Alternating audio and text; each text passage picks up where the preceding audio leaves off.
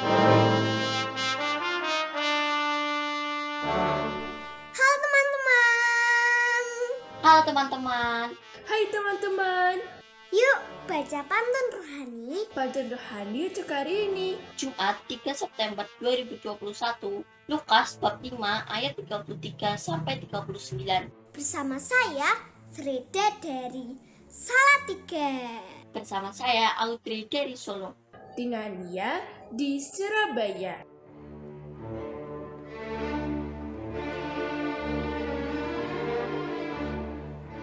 Selamat berjumpa kembali bersama dengan saya, Romo Gracius, SVD di Yogyakarta. Semoga saya menjumpai sahabat dalam keadaan sehat walafiat, penuh semangat dalam pekerjaan, berpikiran positif untuk kehidupan baru pada hari ini.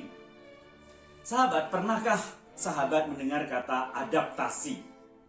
Secara umum pengertian adaptasi adalah cara bagaimana suatu organisme itu menyesuaikan diri dalam mengatasi tekanan lingkungan hidup di sekitarnya dan juga bisa bertahan hidup.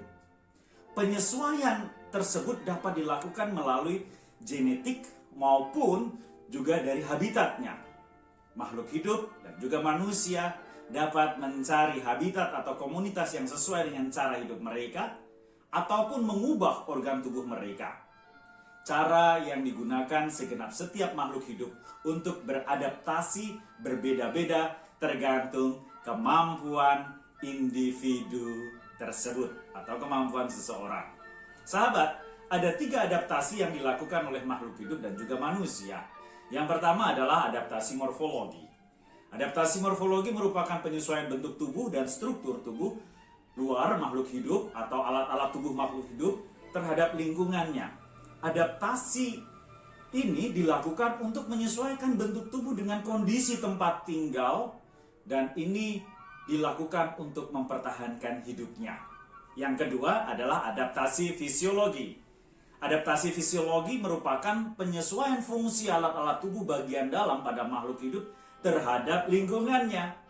Adaptasi ini menyangkut fungsi organ tubuh makhluk hidup, juga melibatkan zat-zat tertentu guna membantu proses metabolisme. Dan yang ketiga adalah adaptasi tingkah laku. Adaptasi tingkah laku merupakan penyesuaian makhluk hidup terhadap lingkungannya dalam bentuk tingkah laku.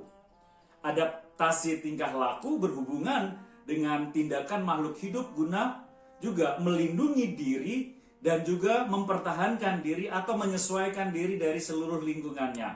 Manusia mengalami proses adaptasi lingkungan yang luar biasa.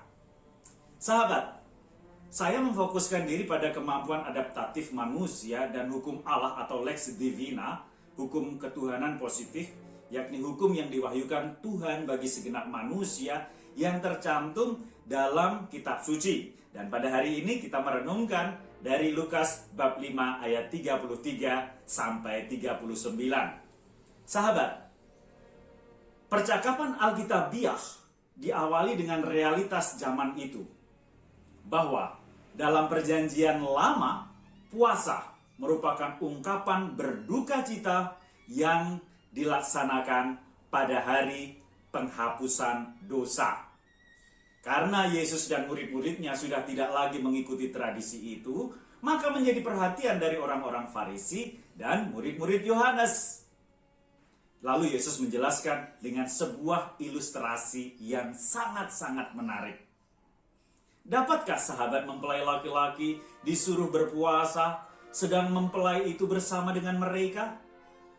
Tetapi akan datang waktunya apabila mempelai itu diambil dari mereka, pada waktu itulah mereka akan berpuasa. Adakah hal yang memang luar biasa, sementara itu bukan hal yang langka? Dapatkah sobat mempelai berpuasa selagi mempelai bersama mereka? Mempelai itu adalah gambaran tentang Allah. Dan pada saat Allah hadir, orang tidak perlu lagi berduka cita, tetapi harus bersuka cita. Sahabat, Lalu dijelaskan lebih lanjut dalam perumpamaan anggur dan tempatnya. Kesesuaian aturan yang membuat anggur itu dan tempatnya tetap terpelihara dengan baik. Realita anggur dan tempatnya. Kalau kita ada dalam tradisi budaya anggur, jadi minum anggur hal yang biasa, kita bisa tahu bahwa proses pembuatan anggur, kalau anggur masih usia muda, itu masih penuh dengan gas dan harus ditempatkan di tempat yang kuat atau juga tempat yang baru biar tekanan dari anggur yang masih bergas itu dapat ditahan dengan tempat yang baru. Sementara anggur yang lama yang sungguh-sungguh enak, dia tidak akan mengeluarkan gas lagi seperti manusia bijaksana. Dan anggur yang lama akan ditempatkan di tempat yang lama juga karena sudah dalam keadaan yang stagnan. Pandemi tak membebaskan tugas guru. Lebih berat walaupun sering dicela. Anggur yang memang masih baru disimpan dalam kantong yang baru pula. Nah, itulah gambaran yang luar biasa yang diberikan Yesus kepada kita. Dan melalui Injil hari ini, sahabat, kita diberikan penjelasan bahwa Yesus itu menghadirkan kehidupan yang baru. Gambaran dan pemahamannya tentang Allah dan segala ajarannya. Sesuatu yang luar biasa baru. Konsekuensinya pun, hal itu menuntut semangat dan cara hidup yang baru pula. Inilah yang menjadi tantangan bagi kita karena kita pun kerap sulit untuk berubah. Kita enggan berubah karena dengan perubahan itu, mau tidak mau kita akan masuk dalam situasi yang baru, sehingga membuat kita juga mungkin kehilangan kenyamanan. Kemampuan untuk menyesuaikan diri dan menjadi fleksibel rasanya dibutuhkan pada setiap orang supaya bisa masuk ke dalam situasi apapun, dan hal itu mengandaikan adanya disposisi batin yang lapang dan bijak. Kita sulit beradaptasi karena dalam diri kita memang ada kemampuan untuk menang sendiri. Sikap egois, menuntut lebih untuk diri sendiri. Dan lain-lain. Apakah kita memiliki batin yang bijak seperti itu? PPKM membuat jarang bersua. Saat bersua bikin mengharu biru. Orang yang sudah minum anggur tua tak ingin minum anggur yang masih baru. Sahabat, sebelum menutup renungan kita, mari kita bersulang sembari saya membuat satu pantun untuk Anda sebagai motivasi hari ini. Baru kubeli sebuah kemeja, akan kupakai saat di Bima. Kita dapat hidup di mana saja, sesuaikan diri dengan aturan bersama.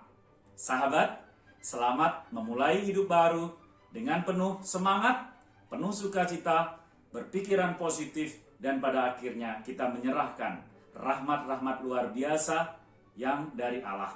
Mari kita bersulang, selamat bekerja, Tuhan memberkati. Et benedictio Dei Omnipotentis, Patris, et Filii, et Spiritus Sancti, descenda super vos, et maneat semper. Amen.